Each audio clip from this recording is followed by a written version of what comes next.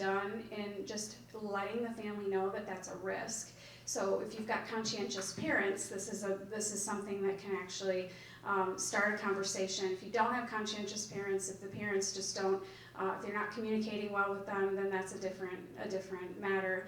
But with parents who are plugged in and they care about their children, I can actually address with them, like, hey, this is a tough thing for your child. Try to be gentle with them as you're going through. Try to explain to them what's going on. So using that as a teaching point for families, to let them see and help them understand that your child is experiencing this in a big way. This could be could be a very big, very heavy or very weighty period in your child's life, and how it's handled really matters. And that conversation can go a long way, I feel, in terms of making sure that parents understand the weight of these events in the child's life as it's going on. Because in our society, I'm not sure that it's given as much weight as it should be. These things are very common. It's very everyday for a family to go through a divorce, to be blended, and then sometimes the children get lost in the shuffle. They may or may not have the reassurances that they need, and having those reassurances can be the difference between it becoming a larger ACE. As we said, it's dose dependent. And so, as much as I can get the families to understand that they have the power to decrease the dose for their kids, empowering them to take down the ACEs in severity or in intensity.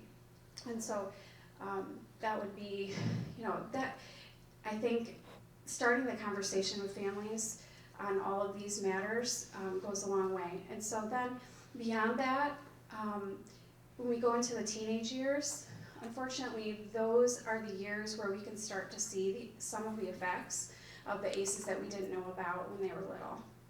And so catching them early, making sure that they have the treatment that they need. So again, minimize the impact, minimize the dose, the time spent in depression, the time spent suffering in silence from anxiety, the time spent in that state before they are given the treatment that they need, and they can start to live a more functional life, live in a more positive way, getting the help that they need. So I'm trying to think if there's anything else in the teen years. Making sure that they feel heard, feel seen, because a lot of the teen years and their experience of ACEs, has to do with whether or not they're able to even process some of what happened to them. So some of them may decide to disclose some of these ACEs in their teen years that occurred earlier and that they didn't disclose. So making sure that they have good follow-up care in that area, addressing those as they come up. So for ACEs in the primary care setting, that's really, it's just kind of about being informed as a provider, being informed about this.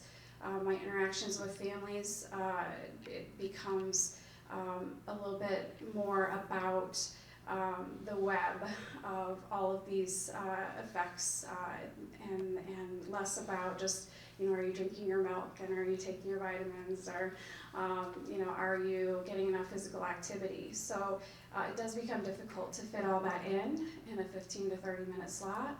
But I feel like, and again, we have a ways to go. I think there's some areas where we can improve, and certainly could talk about those when we talk more one-on-one, but thank you. Thank you.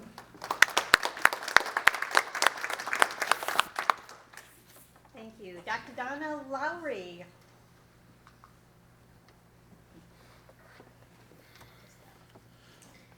So I am an obstetrician gynecologist, but I actually lead an early childhood initiative in the Greater Holland area. And so Ready for School believes in the big potential of all children. And there are things that can derail that potential. And adverse childhood experiences are on the list of derailers. And our goal is to minimize those derailments. And so I want to give you a little bit of a snapshot of kind of brain development and our stress response, and how an overstressed environment does impact brain development. And that's really what's happening when children have these very early experiences. Then what happens when we can offer healthy experiences to children, how that mitigates what's happening in the brain development, and then locally, well, both nationally and locally, what is happening in the healthcare provider office to help with this mitigation. So first of all, 90% of the human brain, it develops by age 5. 90%, the vast majority.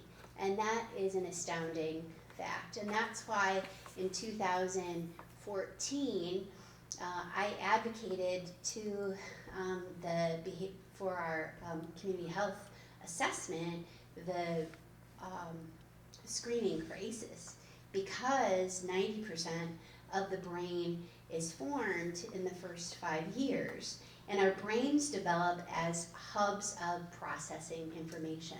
So from a high level, this is a schematic, obviously, of a brain, and it shows these centers that generate and coordinate automated functions like, so at the base of the brain, breathing, heart rate, our temperature regulation, things that we don't have to think about, balance and coordination, things that we don't have to think about unless for some reason there is a disruption in the development or after being developed, like a stroke, that is affected. And then also intentional functions like thought, memory, behavior, and language. And those brain centers that are primarily being built in the first years of life are made up of synapses. So this is an electron micrograph of synaptic connections in neural cells with axons that are the long spindles that you see that connect to other neural cells, and those are called synapses. And brain development is cumulative in that early simple connections from the foundation become more complex pathways and behaviors.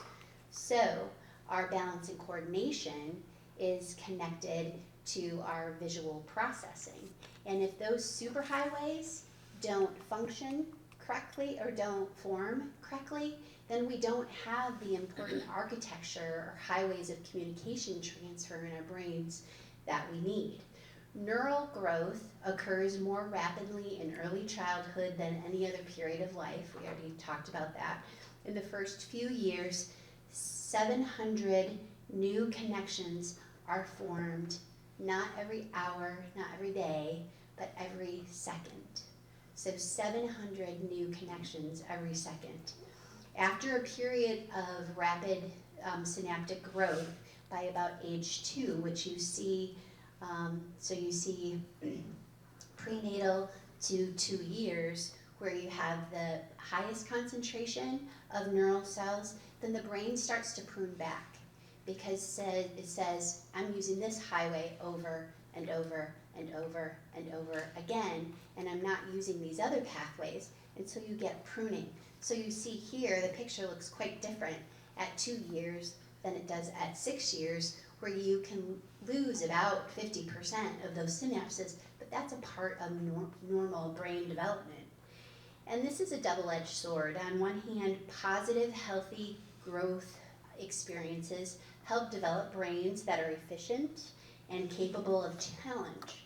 But young children who experience abuse, neglect, may increase the neural connections dedicated to fear and anger that are in the amygdala of the brain, and prune those dedicated to reasoning, learning, and memory that are more in the frontal lobe of the brain. These changes then build brains that would have been different had the potential that I talk about if that hadn't been derailed. So that's a little bit of the brain science, and hopefully you can start to make your own connections about what happens in those early years and how that disrupts and derails, can derail brain function. So let's talk about stress. And Lee, you already addressed this, but we all have stress, and a lot of it is positive. And that increases heart rate, mild elevations of stress hormones, and that gets us on our toes and keeps us, kind of energetic and engaged in whatever we're doing. And then there's tolerable stress, serious temporary stress responses that are buffered by supportive relationships. So 2 years ago, when I found out my 18-year-old had brain cancer, it was really a huge impact in our family. But we had supportive relationships, and he had supportive relationships. And so that's tolerable stress that does have an impact long-term on your life, but it's tolerable. And then there's toxic stress. That is a prolonged activation of the stress response system in the absence of protective relationships. So in the absence of relationships that can help buffer those unhealthy brain connections that may form early in life. So those are three types of stress. And what happens is that our bodies, we kind of have, if you think of the Incredibles and the bubble that is created, I don't know if anybody likes that character, but that bubble, when that bubble gets popped or gets invaded because of stress being too high, we actually internalize our stress environment. And so this is a schematic not specific to adverse childhood experiences, but how we internalize the stress from outside of our system when that bubble gets too compressed. So inadequate transportation, long commutes is a high stress. It can affect our bodies and our internal environment, and that's essentially what we're seeing when you talk about these early adverse childhood experiences then leading to health outcomes that are poor. One thing that Nadine Burke-Harris talks about is the bear in the woods. So as we used to live out more in an environment where we